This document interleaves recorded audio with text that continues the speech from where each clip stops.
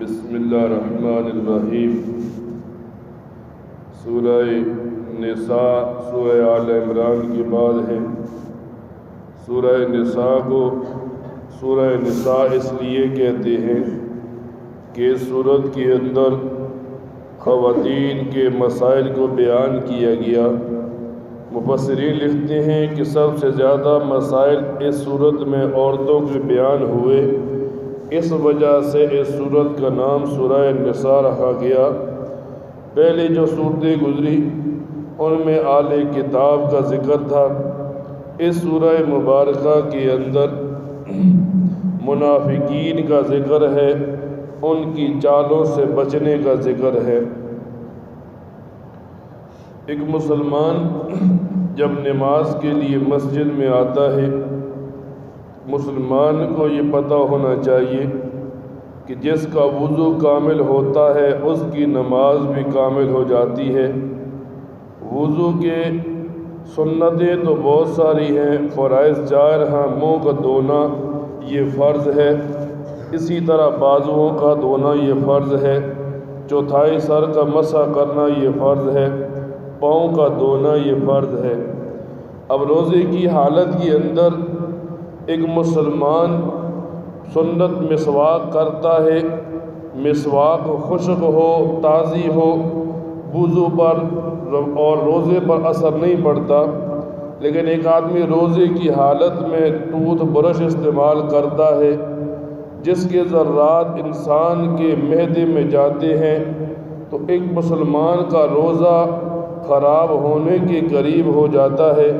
تو فقہاء لکھتے ہیں اگر ایک آدمی وضو کے اندر مسواک استعمال کرتا ہے تو سنت بھی زندہ ہو جاتی ہے، ثواب بھی بڑھ جاتا ہے۔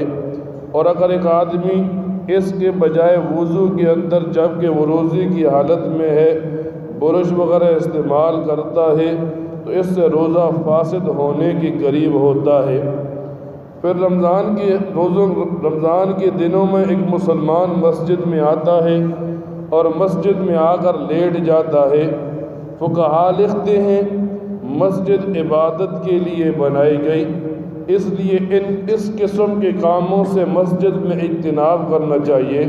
ہاں، ایک آدمی مسجد میں عبادت کر رہا تھا یا اعتکاف کی حالت میں تھا یا مسجد میں بیٹھا تھا عبادت کے لیے اور تھک گیا، اب اگر وہ مسجد میں لیٹنا بھی چاہتا ہے تو اتنا موٹا کپڑا درمیان میں بچھا لے جو اس آدمی اور مسجد کی صفوں یا فرش کے درمیان حائل ہو۔ ہم لوگ کیا کرتے ہیں، مسجد میں عبادت کرتے ہیں پھر مسجد میں لیٹ جاتے ہیں۔ اس سے ایک تو مسجد کی بے ادبی اور بے احترامی ہوتی ہے، اور ہم نیکیاں کمانے کے لیے آتے ہیں اور مسجد میں نیکی کے بجائے اپنے لیے گناہ کما لیتے ہیں۔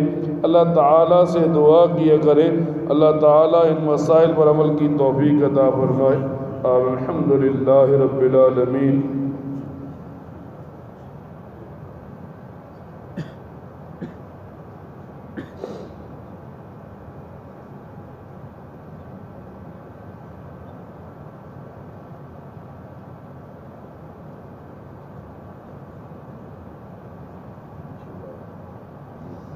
صلی اللہ تعالی علی خیر خلقہ محمد وآلہ وصحبہ اجمعین برحمتک یا ارحم الراحمین۔